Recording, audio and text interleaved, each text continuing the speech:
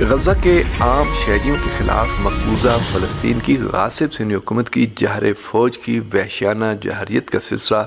آج بھی جاری رہا، جس میں متعدد فلسطینی شہید اور زخمی ہو گئے۔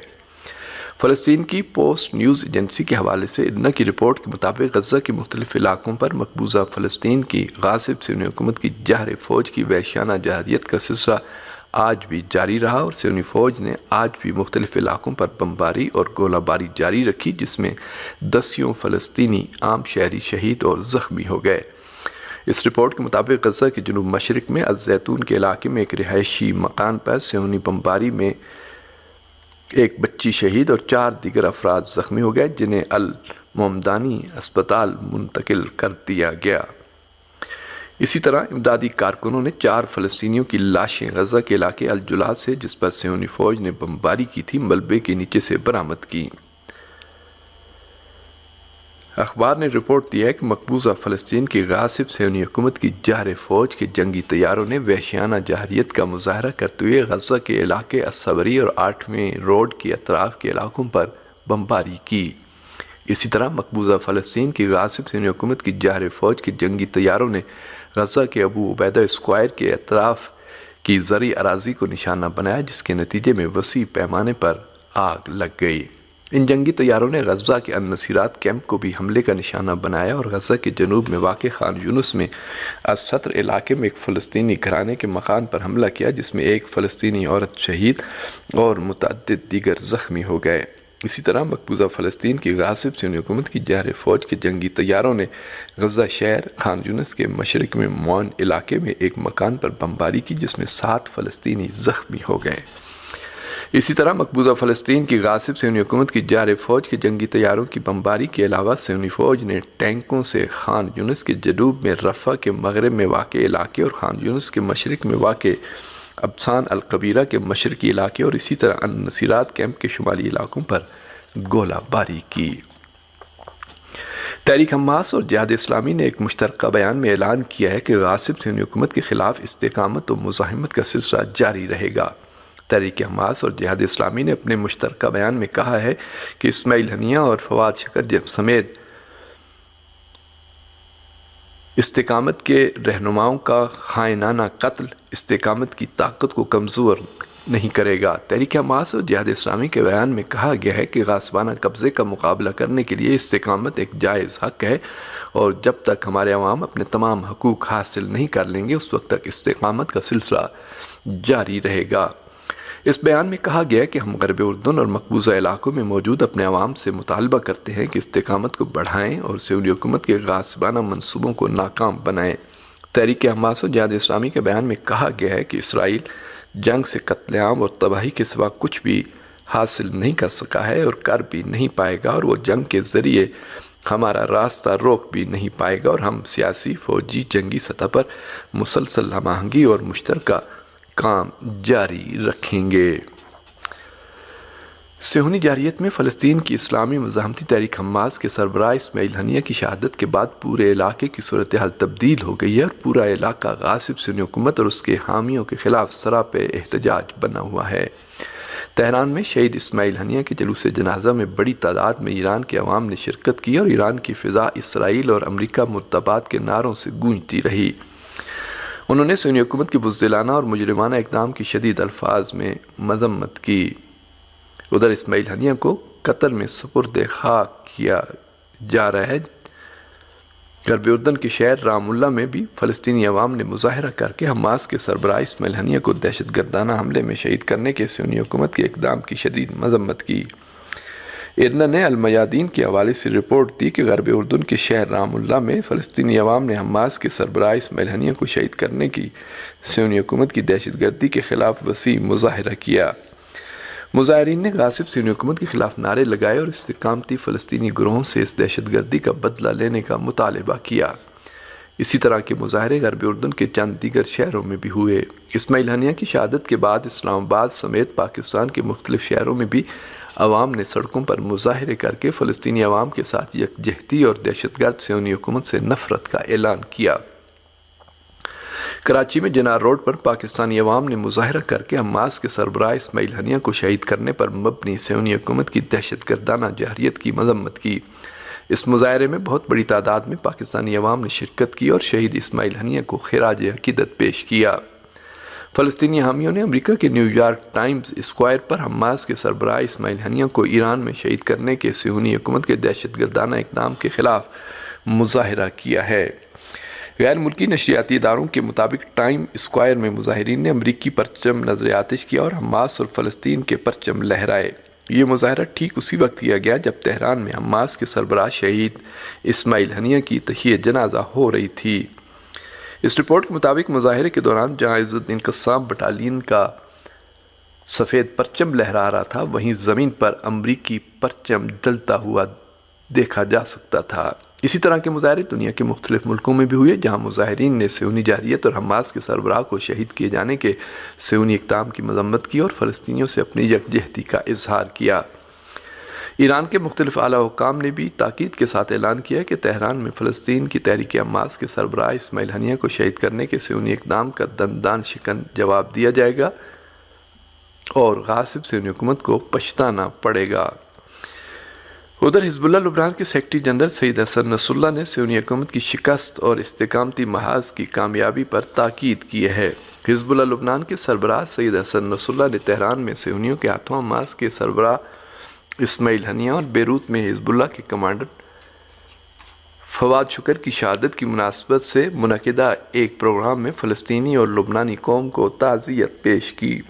انہوں نے غزہ کی جنگ کا ذکر کرتے ہوئے کہا کہ ہم فلسطین کی حمایت اپنے ایمان کی بنیاد پر کر رہے ہیں اور ہم اس راہ میں مسلسل شہیدوں کا نذرانہ پیش کر رہے ہیں۔ حزب اللہ کے سربراہ سید حسن نصر اللہ نے مزید کہا کہ صہیونی حکومت کے اس کی جارحیتوں کا بھرپور جواب دیا جائے گا اور ہم اپنی جان ہتھیلیوں پر لے کر نکلے ہیں، اس لیے صہیونی حکومت ہمیں شکست نہیں دے سکے گی۔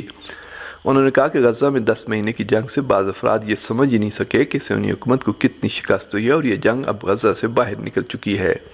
سید حسن نصر اللہ نے کہا کہ صہیونیوں نے اسماعیل ہنیہ کو شہید کر کے حماقت کی ہے۔ ان کا کہنا تھا کہ کیا صہیونی حکام یہ نہیں سمجھتے کہ ایران کی جانب سے اس دہشت گردی کا جواب دیا جائے گا۔ سید حسن نصر اللہ نے کہا کہ رہبر انقلاب اسلامی کا یہ بیان، کیا صہیونیوں نے نہیں سنا کہ اسماعیل ہنیہ کو تہران میں شہید کرنے کی صہیونیوں کو سخت سزا ملے گی۔ حزب اللہ کے سربراہ نے کہا کہ اسماعیل ہنیہ اور فواد شکر کو شہید کر کے صہیونی وقتی طور پر خوش ہو رہے ہیں، لیکن انہیں طویل مدت تک ہاتھ ملنا اور پچھتانا پڑے گا۔ دوسری جانب اقوام متحدہ کے سیکرٹری جنرل کا کہنا ہے کہ تہران اور بیروت پر حملے سے خطرناک حد تک کشیدگی میں اضافہ ہو سکتا ہے۔ ارنا کے مطابق اقوام متحدہ کے سیکرٹری جنرل نے تہران اور بیروت میں ہونے والے دہشت گردانہ حملوں کی مذمت کی ہے، جس میں حماس کے سربراہ اسماعیل ہنیہ اور حزب اللہ کے ایک اعلیٰ عہدیدار فواد شکر شہید ہو گئے۔ اقوام متحدہ کے سیکرٹری جنرل اینٹونی گوتریش نے اس بات کا ذکر کرتے ہوئے کہ تہران اور بیروت پر حملے سے خطرناک حد تک کشیدگی میں اضافہ ہو سکتا ہے، تمام فریقوں سے تحمل کا مطالبہ کیا اور کہا کہ عالمی برادری کو فوری طور پر ایسے کسی بھی اقدام کو روکنے میں باہمی تعاون کرنا چاہیے کہ جس سے پورے مغربی ایشیا کو نقصان پہنچے اور شہریوں پر اس کے تباہ کن اثرات مرتب ہوں۔ گوتریش نے مزید کہا کہ انجام پانے والی تمام تر کوششیں غزہ میں جنگ بندی، فلسطینیوں کے لیے انسانی امداد کی ترسیل میں بڑے پیمانے پر اضافہ اور لبنان اور مغربی ایشیائی خطے میں امن کی واپسی کا باعث بنی۔ اقوام متحدہ کے سیکرٹری جنرل نے زور دے کر کہا کہ ایک خود مختار ملک پر حملہ اس ملک کی خود مختاری کی خلاف ورزی ہے۔ کہا کہ بدقسمتی سے مغربی ایشیائی خطے میں کشیدگی کم کرنے کے مطالبات کامیابی سے ہمکنار نہیں ہوئے۔ چنانچہ تہران میں حماس کے سربراہ اور جنوبی لبنان میں حزب اللہ کے کمانڈر کو شہید کرنے کے صہیونی اقدامات نے پورے علاقے کا ماحول سخت کشیدہ بنا دیا، جس میں سب سے زیادہ خطرات خود صہیونی حکومت کے لیے پیدا ہو گئے ہیں اور یقیناً اس غاصب حکومت کو اپنے کیے کی سزا بھگتنا پڑے گی۔ اور آخر میں یہ خبر کہ میڈیا ذرائع نے جنوبی لبنان سے شمالی مقبوضہ فلسطین پر وسیع میزائل حملے کی خبر دی ہے۔ صہیونی فوج کے ریڈیو نے اعلان کیا ہے کہ حزب اللہ کے سینئر کمانڈر فواد شکر کی شہادت کے بعد پہلی بار شمالی مقبوضہ فلسطین کے علاقے مغربی الجلیل کو درجنوں میزائلوں سے نشانہ بنایا گیا۔ صہیونی ذرائع نے اطلاع دی ہے کہ جنوبی لبنان سے مغربی الجلیل کی طرف درجنوں راکٹ فائر کیے گئے اور مغربی الجلیل کے 7 علاقوں میں خطرے کے سائرن بجنے لگے۔ صہیونی ریڈیو ٹی وی نے اطلاع دی ہے کہ شمالی اسرائیل میں 48 گھنٹے نسبتاً پرسکون رہنے کے بعد حزب اللہ نے درجنوں میزائل فائر کیے، جن میں سے صرف 15 میزائل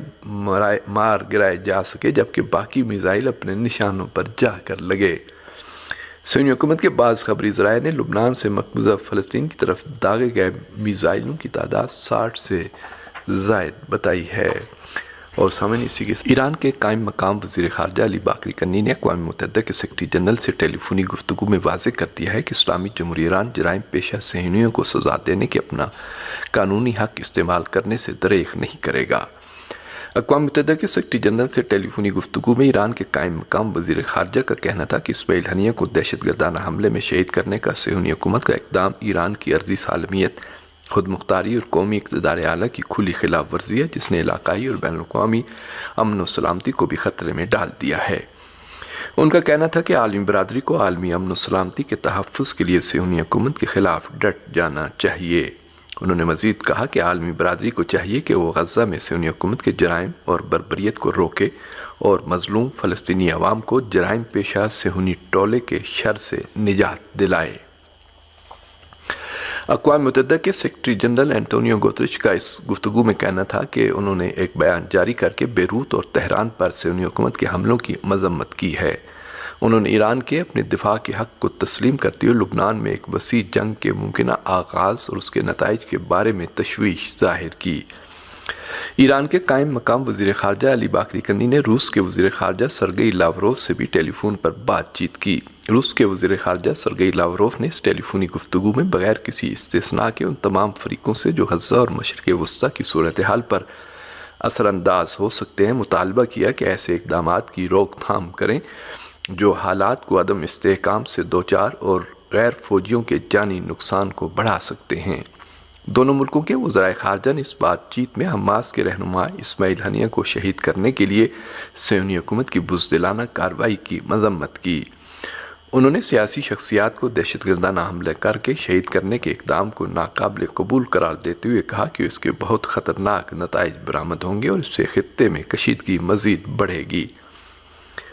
تہران میں حماس کے سربراہ اسماعیل ہنیہ کی شہادت کے بعد جو صہیونی حکومت کے ہاتھوں انجام پائی ہے، رہبر انقلاب اسلامی اور صدر ایران سمیت سبھی اعلیٰ عہدیداروں نے صاف کہہ دیا ہے کہ صہیونی حکومت کو اپنی اس دہشت گردی کے سخت جواب کا انتظار کرنا چاہیے اور ایران اپنے اقتدار اعلیٰ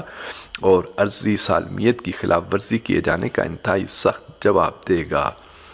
ایران کی مسلح افواج نے بھی کھل کر کہا ہے کہ وہ صہیونی حکومت کی اس دہشت گردی کا ہر حال میں جواب دے گی اور اس جوابی حملے کے طریقہ کار پر غور شروع کر دیا گیا ہے۔